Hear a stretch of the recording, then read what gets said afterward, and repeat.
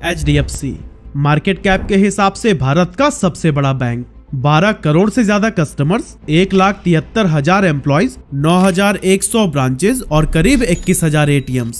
इन आंकड़ों से आपको अंदाजा तो लग ही गया होगा कि ये बैंक कितना बड़ा है। लेकिन क्या आपको पता है इसे शुरू किसने किया था? अपना बचपन एक छोटी सी चौल में बिताने वाले हसमुख भाई ने। लेकिन किस तरह इस गरीब लड़के ने वर्ल्ड की one of the largest bank बना डाली, सब कुछ हम बहुत डिटेल में जानने वाले हैं आज के इस वीडियो में।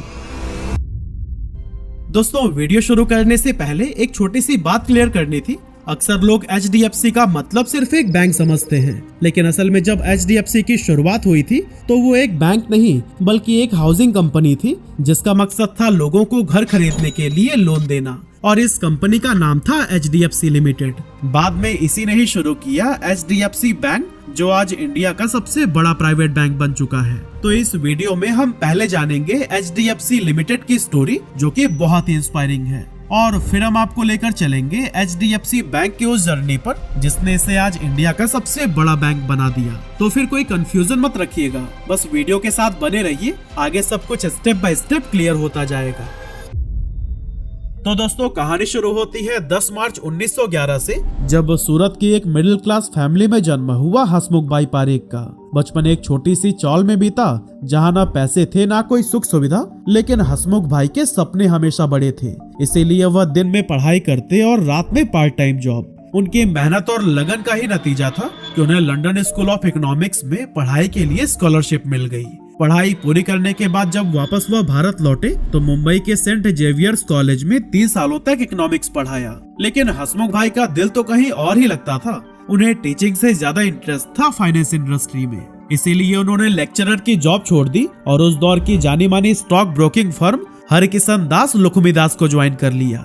यही वो जगह थी जहां उन्होंने इंडियन फाइनेंशियल मार्केट को गहराई से समझा, और यहीं से शुरू हुआ उनका असली सफर। फिर आया साल 1956, जब पारेख साहब ने ICICI को डेप्यूटी जनरल मैनेजर के रूप में ज्वाइन किया। और फिर उनकी मेहनत और लीडरशिप का असर ये हुआ कि सिर्फ 16 साल बाद ही, यानी कि 1972 में उन्हें ICICI का चेयरमैन एंड मैनेजिंग डायरेक्टर बना दिया गया। यहाँ काम करने के दौरान उन्होंने देखा कि उस टाइम पर बैंक सिर्फ बड़े बड़े इंडस्ट्रियलिस्ट और रिच बिजनेसमैन को ही लोन देने में इंटरेस्टेड थे, लेकिन एक आम इंसान और एक मिडिल क्लास एम्प्लॉय जो अपना खुद का घर बनाना चाहता था, उसके लिए होम लोन लेना ऑलमोस्ट इम्पॉसिबल था। उस टाइम इंडिया में कोई भी ऐसा स्ट्रक्चर्ड होम लोन सिस्टम ही नहीं था जो कि आम लोगों को आसानी से लोन दे सके। मतलब अगर किसी मिडिल क्लास इंसान को अपना घर बनाना होता तो या तो वो पूरी जिंदगी पैसे बचाता और बुढ़ापे में जाकर एक छोटा सा घर बना पाता, या फिर लोग पूरी जिंदगी किराए के घर में ही गुजार देते थे। दूसरी तरफ अमेरिका और यूरोपियन देशों में लोग अपनी जवानी में ही होम लोन लेकर घर खरीद लेते थे। ऐसे में हसमुख भाई पारेख को यह रियलाइज हुआ कि अगर फॉरेन कंट्रीज में होम लोन सिस्टम इतना स्मूथली चल सकता है तो फिर इंडिया में क्यों नहीं। बस फिर क्या था, उन्होंने डिसाइड कर लिया कि एक ऐसा इंस्टीट्यूशन बनाएंगे जो कि आम लोगों को आसानी से होम लोन्स दे सके।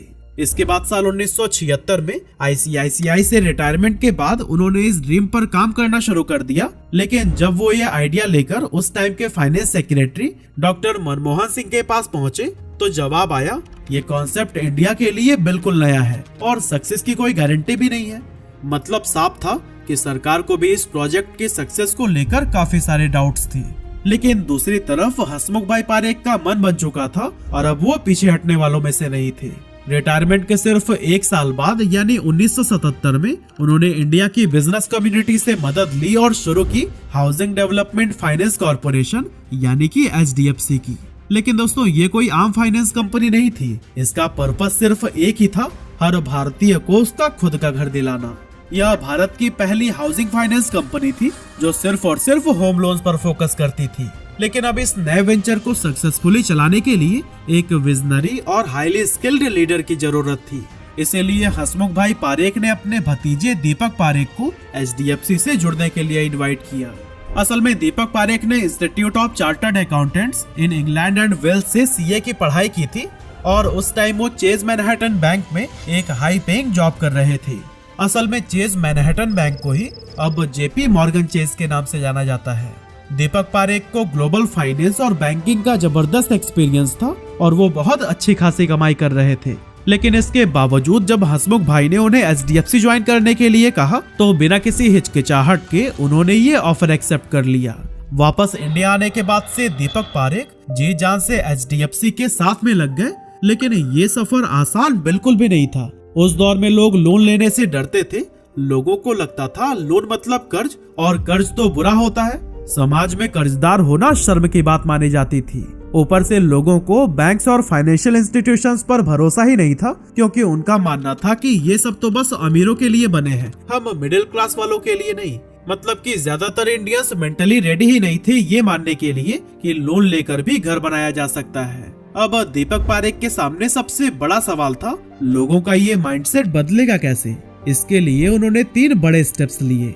सबसे पहले उन्होंने सिंपल और फ्लेक्सिबल ईएमआई सिस्टम इंट्रोड्यूस किया। दीपक पारेख ने लोगों को समझाया कि लोन एकदम से चुकाने की चीज नहीं होती है, बल्कि इसे छोटे छोटे हिस्सों में यानी ईएमआई के जरिए भी आराम से चुकाया जा सकता है। इसके लिए उन्होंने पहला स्ट्रक्चर्ड ईएमआई सिस्टम इंट्रोड्यूस किया, जो लोगों की मंथली इनकम के हिसाब से कस्टमाइज किया जा सकता था। दूसरा, अगर इनकम कम हो जाए तो फिर फ्लेक्सिबल रीपेमेंट ऑप्शंस भी इंट्रोड्यूस किए गए।